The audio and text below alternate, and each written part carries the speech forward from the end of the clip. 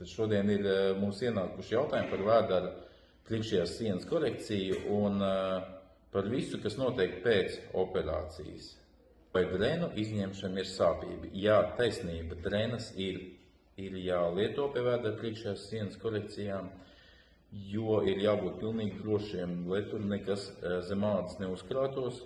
Un šīs drenas ir jāpatur kādu laiku. Visbiežāk tās tiek ņemtas ārā otrajā dienā, tad, kad pacients tiek laists mājās, un to izņemšana nav galīgi sāpīga. Tiek izmantotas silikona maigas drenas, kuru izņemšana nav baigi sāpīga. Vismaz pacienti baigi neatzīmē, ka tā būtu ļoti sāpīga procedūra. Cik bieži jāveic pārsiešanas un vai tās var veikt pats?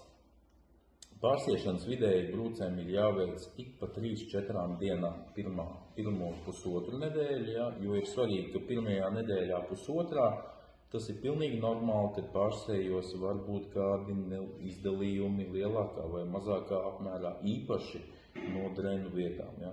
Tad, protams, pie pārsiešanas ir jāveic, lai brūce būtu sausumā un tīrībā. Un pacienti jautā, kad es varu pārtraukt pārsiešanu. Tad man praksē tā, ka pirmās reizes tomēr ir labāk pārsiešanu veikt pie kāda speciālista, vai pie mūsu māsiņām. Pēc tam jau, kad tas viss jau, ir mazāk rada diskomfortu, pacients jau var veikt pats pārsiešanu, jo tas ir ļoti, ļoti vienkārši. Ja? Tiek atvērta josta, noņemti plāksteri un pārsēji, apstrādātas brūces un uzlikt apakaļ plāksteri un pārsēji. Viss ir ļoti, ļoti vienkārši.